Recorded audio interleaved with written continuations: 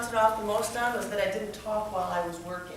And I said, but I'm working, I can't talk, I have to concentrate on what I'm doing. Okay, so we've got the... multitask. Yes, I have to concentrate. So I've got that bottom layer covered with my raspberries. And then, this did not cut real evenly either, but lay that layer back on there. And then you just repeat. So I'll take a little bit more of my buttercream. Buttercream. You all know now, you know my secrets.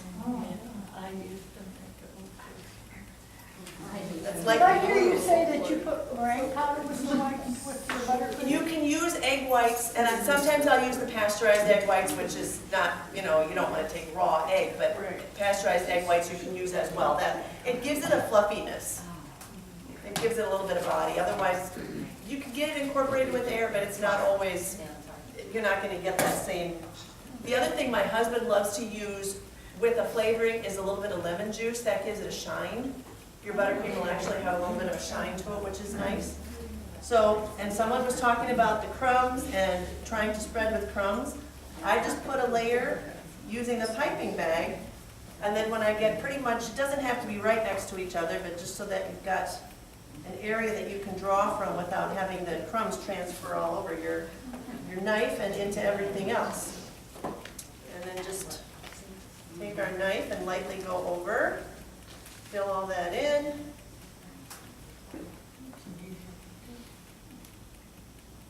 And then if we want to make a barrier so that our filling doesn't get out the edges.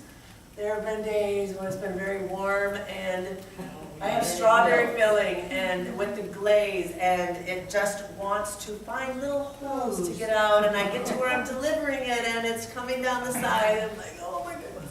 So building that barrier or dam or whatever you want to call it, just kind of put it around the edge.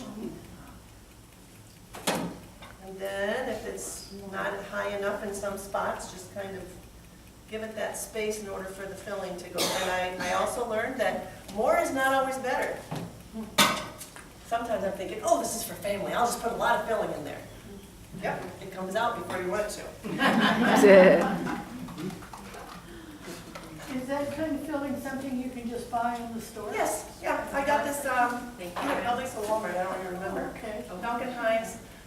The one that I usually use, I think, is Wilderness brand, and that's a little more liquid. This one is a little tight, which when you come up with that, you can add a little bit of water to it if you want it to be a little easier to spread or work with. Actually, this is a good consistency for cakes, because then you're not going to, again, have it dripping out the sides like I did with my strawberry.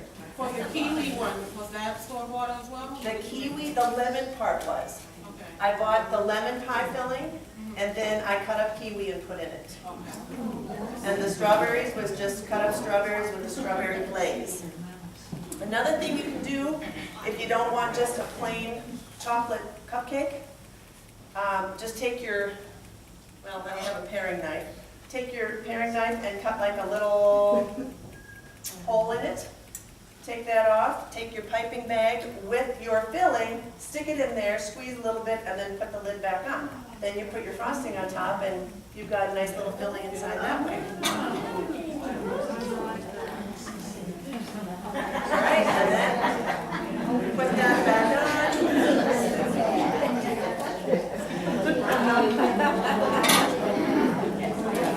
So that's pretty much the way, I'm just going to put some, a little bit of buttercream on the outside, or actually just smooth it over. Get rid of these crumbs.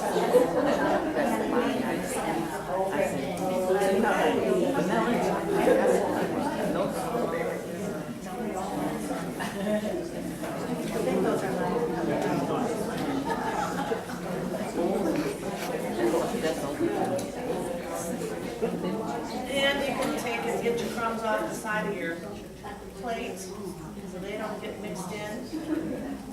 This one, like I say, this is not the most perfect example of what you can do, but it's just kind of gives you step by step of how to get that attached.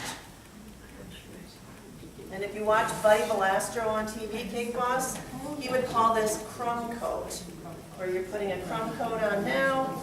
I When they started using the fondant, I don't necessarily care for the taste of it, and I tried it on a couple of cakes and it just didn't like me. I didn't care for it and it didn't like me. So I've stuck with buttercream. It kind of tastes like sweet Play-Doh, to me anyway. Most people don't eat it, it gets left on the plate. It looks cool, but most people leave it set on their plate anyway. Okay, so we just kind of got this one built.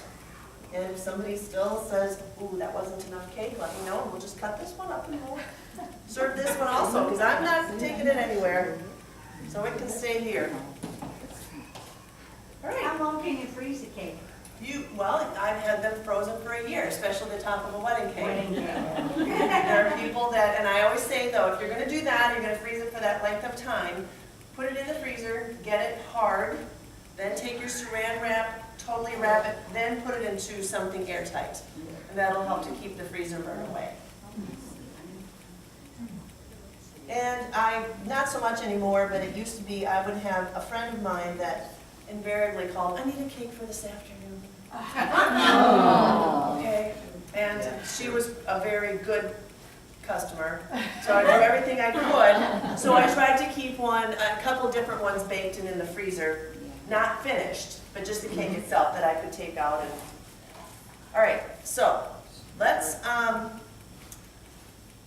me show you. I think I've got this bag filled up, but I want to say it's the yellow one. Get our buttercream out of here. Yes, now this is not going to be easy for you all to see, but I'll say it and then I'll hold it up and show you. Okay, so this particular, no, I didn't cut that very well. There we go. This particular tip, it looks like a dash. It's just a little line. On one side of it, it has teeth marks, and on the other side, it's flat. So I'm going to put the flat side down, teeth marks up, and I'm going to make one line all the way across this cake. Okay?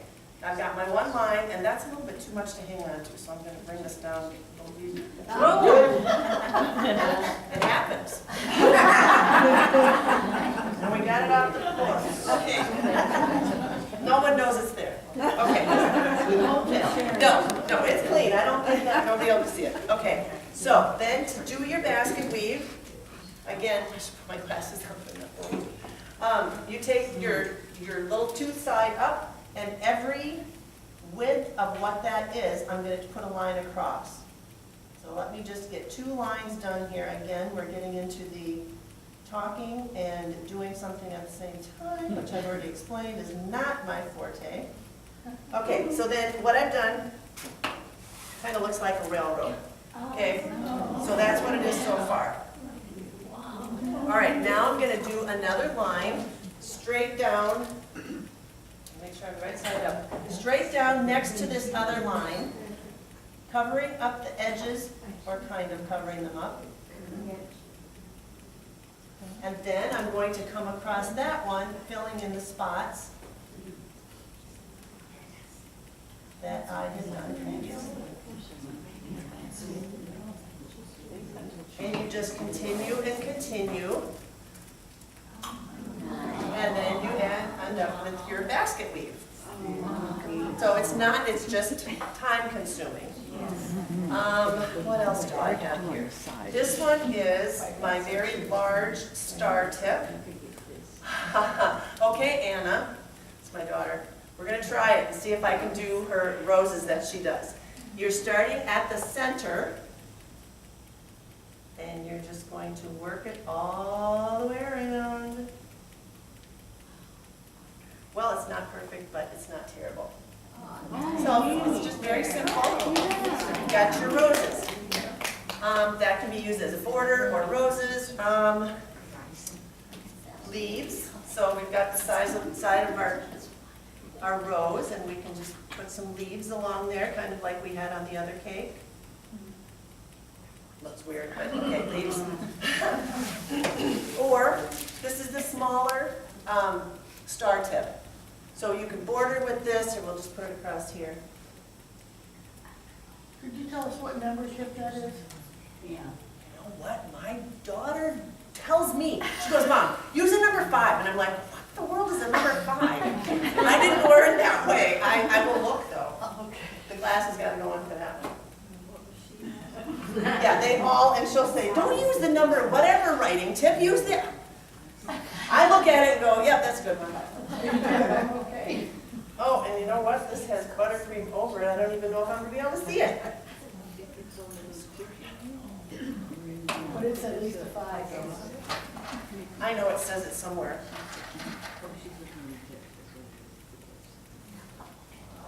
Like, okay, that's a 18. See, I didn't even know there were numbers. 104. It's on the side, and I'm sorry, I don't know if it's on this one. It probably is, yes, it's down under here where it's covered up with buttercream, I can't see it. So, yeah, sorry I'm not technologically number whatever. The other really fun thing, I've not even played with them yet, I ordered these from Amazon. They actually, and shoot, I should have put it on a bag that I could use. This actually has like cutouts that you just like squeeze it and it makes the rose by itself. So someday, I'll take these on. So, okay, so there we go. Feel free to come up, try the different things on a cupcake or on this cake. We'll cut this cake up for anybody that wants to try the chocolate raspberry. Another thing, if you don't want to use the white, I also will take, on this kind of a cake, you can use your canned frosting. I don't necessarily care for it on the outside because it's hard to work with, but on the inside it works great, next to the raspberries or whatever you want to put on with it. So, there you go. Oh, and then of course sprinkles. Sprinkles are my favorite thing in the world. You should see, I have bins of sprinkles in Minnesota. Every sprinkle that you can think of. Cakes are not complete without sprinkles. It just dresses them up. Oh, one other thing my husband, oh, I don't have that tip. Let me see what I can do with white.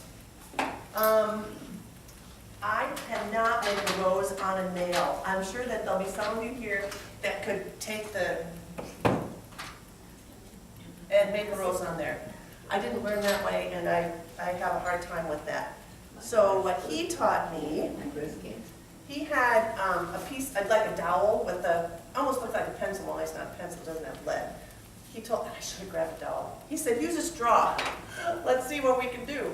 Okay, he said he used to have to sit at his dad's shop. He would have to sit on a chair and make trays full of roses and put them in the freezer so when his dad did the cakes, he would just take them off and put them onto the cake.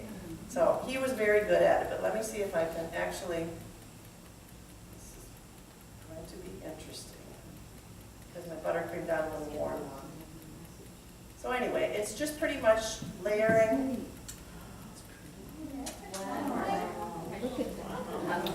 That way you've got, okay, so on the nail, it's pretty much flat. Whoops, got air bubbles. Okay, so what he does then, you take a scissor, and when you pull it off the length, it opens it up. And so you've got a rose. That goes on there. All right, I think I've shared pretty much all that I can think of here. If there's any questions or whatever, feel free to ask. We'll give this guy some. Yeah. Do some roses. So who's just dying to get up there and try their hand again? Not me. Not me. I've got it here to try. The reason I do this, you always want this to stay tight, but sometimes when it's too large to fit into your hand, and getting older too, I don't have the strength, plus I tend to shake more when so I usually just gather it into a little bit smaller handful that I'm able to work with. There you go.